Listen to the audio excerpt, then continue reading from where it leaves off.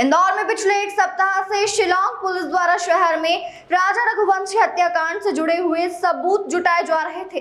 बता दें, सबूतों की तलाश में शिलांग में आरोपियों से हुई पूछताछ के बाद ही शिलांग पुलिस इंदौर आई थी, जिसमें 3 आरोपियों को शिलांग पुलिस अपने साथ कई सबूत जुटाकर शिलांग के लिए रवाना हो गई। अब पूरे प्रकरण में सभी आरोपियों से बारीकी से शिलांग में ही पूछताछ की जाएगी। भारत के 3 राज्यों के साथ प्रदेश के 3 जिलों से आरोपियों को पकड़ा गया। पूरे मामले में बताया जा रहा है कि सोनम और राज ने स्वीकारा था। इंदौर के हीराबाग कॉलोनी स्थित जिस फ्लैट में राजा की हत्या के बाद सोनम रुकी थी, वहां एक बैग रखा है जिसमें 5 लाख रुपए, पिस्टल, लैपटॉप और सोने के आभूषण हैं। उसमें ही राजा की सोने की चेन रखी हुई है। इसके बाद शिलांग पुलिस इंदौर पहुंची। एसआईटी ने सबसे पहले प्रॉपर्टी ब्रोकर शिलोम जेम्स को पकड़ा, तो उसने बताया कि फ्लैट मालिक लोकेंद्र तोमर के कहने पर ही उसने फ्लैट से सोनम रघुवंशी का सामान हटाया था और फिर चौकीदार बल्लू उर्फ बलवीर अहिरवार निवासी अशोकनगर की मदद से उसने बैग को जला दिया था। जिसके बाद क्राइम ब्रांच की टीम के साथ मिलकर एसआईटी ने अशोकनगर से चौकीदार बलवीर को गिरफ्तार कर लिया।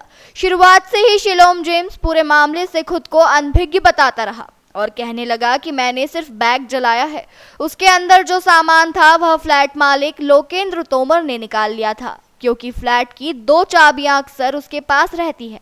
इस पर पुलिस ने फ्लैट मालिक लोकेंद्र की तलाश की तो उसकी लोकेशन ग्वालियर के गांधीनगर इलाके में मिली। इस पर ग्वालियर क्राइम ब्रांच की मदद से लोकेंद्र को गिरफ्तार कर शिलांग पुलिस बुधवार को इंदौर पहुंची और यहां उसका सामना शिलोम जेम्स से कराया गया। लोकेंद्र को देखकर शिलोम चुप रहा और जब एसआईटी ने सख्ती बरती तो कहने लगा उसे मारना मत, वह सब कुछ सच सच बताएगा।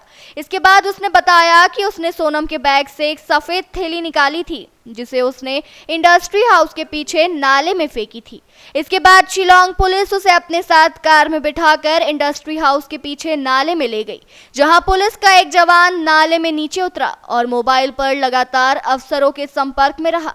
शिलोम ने जहां जहां बताया वहां जवान ने उस सफेद थैली को खोजा, लेकिन वह नहीं मिली। इसके बाद एसआईटी के अफसरों ने शिलोम जेम्स को नाले में उतारा और करीब आधे घंटे तक सर्चिंग की गई। इसके बाद शिलोम जेम्स को वह सफेद थैली मिल गई जिसे उसने नाले में फेंका था। बताया गया कि उक्त थैली में पिस्टल थी, जिसका जिक्र पूछताछ में सोनम और राज कुशवाहा ने अफसरों से किया था। पिस्टल मिलने के बाद एसआईटी की टीम शिलोम जेम्स को उसके घर ले गई, जहां घर के साथ उसकी कार की सर्चिंग की गई तो उसमें करीब 50,000 रुपए शिलांग पुलिस को बरामद हुए। पुलिस ने लैपटॉप व आभूषणों को लेकर शिलोम की पत्नी से भी पूछताछ की। हालांकि लैपटॉप और आभूषण का पुलिस को अब तक सुराग नहीं मिल पाया। हालांकि रुपए और पिस्टल लेकर पुलिस इंदौर से रवाना हो गई।